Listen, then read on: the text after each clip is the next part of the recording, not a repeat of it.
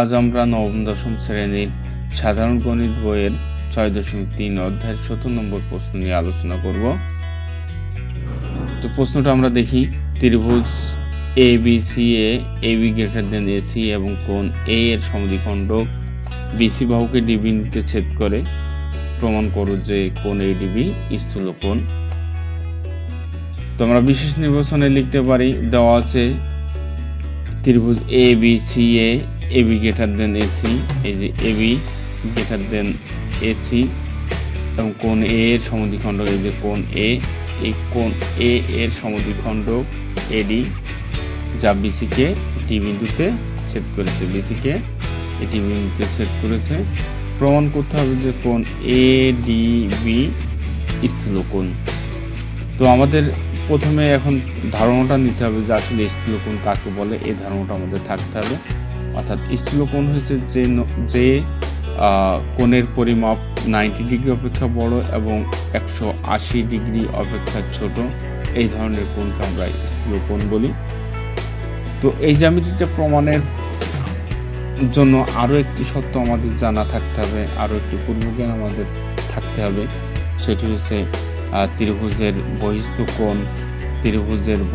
কোণ তার ঠিক বিপরীত অন্তস্থ কোণ অপেক্ষা বৃহত্তর হয়। কোন ত্রিভুজের বহিস্থ কোণ তার বিপরীত অন্তস্থ কোণ অপেক্ষা বৃহত্তর হয়। এই ধারণা থাকলে মোটামুটি আমরা এই জ্যামিতিটা প্রমাণ করতে পারবো। আরও একটা ধারণা আমাদের অবশ্যই আছে, আমরা জানি সরলরেখার উপরে যে কোণ উৎপন্ন হয়, একটি সরলরেখার উপরে যে কোণ উৎপন্ন হয় তাকে আমরা 180 ডিগ্রি বলি, সেই কোণটির পরিমাপ আমরা 180 ডিগ্রি বলি। তো আমরা আসি আরেকবার একটু দেখি, দেওয়া আছে ত্রিভুজ ABCA AB greater than AC এবং কোণ A এর সমদ্বিখণ্ডক BC বাহুকে D বিন্দুতে ছেদ করেছে। প্রমাণ করতে হবে যে কোণ ADB স্থূলকোণ। অঙ্কনে আসি, প্রমাণের সাথে আমরা এই লম্ব টানবো, BC এর উপর লম্ব এঁকে নিলাম। তাহলে আমরা বলতেই পারি AED বা AEB সমান 90 ডিগ্রি। সেটি লেখা হয়েছে, দেখো প্রমাণ যেহেতু এই লম্ব BC সেহেতু কোণ AEB সমান 90 ডিগ্রি। এবার আমরা লিখতে পারি আবার ত্রিভুজ ADE, এই ত্রিভুজটাকে যদি আমরা কল্পনা করি, ত্রিভুজ ADE এর বহিস্থ কোণ ADB, অবশ্যই সেটা কি হবে, বিপরীত অন্তস্থ কোণ অপেক্ষা বৃহত্তর হবে, অর্থাৎ বিপরীত অন্তস্থ কোণ AED অপেক্ষা বৃহত্তর হবে। দেখো আবার ত্রিভুজ ADE এর বহিস্থ কোণ ADB গ্রেটার দেন বিপরীত অন্তস্থ কোণ AED, অর্থাৎ এই কোণ অপেক্ষা বৃহত্তর হবে।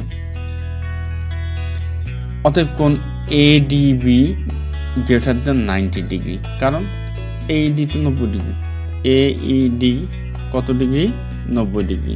তাহলে আমরা এখানে বিপরীত অন্তস্থ কোণ AED এর স্থলে আমরা 90 ডিগ্রি বসিয়ে দিলাম, অর্থাৎ আমরা বলতে পারি কোণ ADB গ্রেটার দেন 90 ডিগ্রি। আবার খেয়াল করি, সরল কোণের কথা আমি এর আগে বলেছিলাম, এটি সরলরেখার উপরে যে কোণ উৎপন্ন হয় সেটা 180 ডিগ্রি। তো এখানে আমরা BC সরলরেখার উপরে দুটি কোণ দেখছি, একটি হচ্ছে ADB আর যোগ হয়েছে ADC। এই দুটি কোণের যোগফল আমরা 180 ডিগ্রি লিখতে পারি, লেখা হয়েছে তাই। দেখো কোণ ADB যোগ কোণ ADC সমান 180 ডিগ্রি। যদি দুটি কোণের যোগফল 180 ডিগ্রি সমান হয় তাহলে একটি কোণ অবশ্যই 180 ডিগ্রি থেকে ছোট হবে।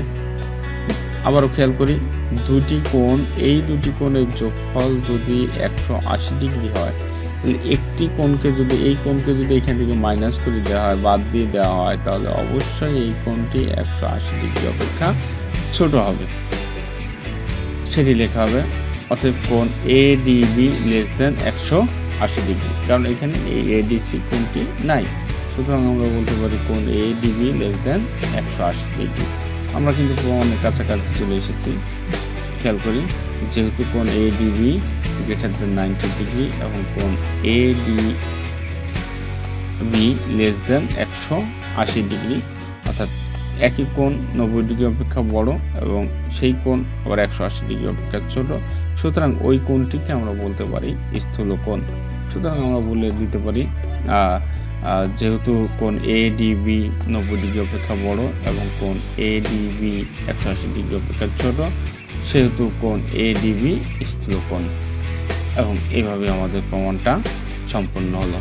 তো শিক্ষার্থী বন্ধুরা, আমরা সবাই আমার পাঠশালার সাথে থাকি এবং প্রতিনিয়ত নতুন নতুন কিছু নিয়ে হাজির হব, সেগুলোর সাথে আমরা থাকব। কিছু না কিছু আমাদের জ্ঞান অর্জন হবে আশা রাখি।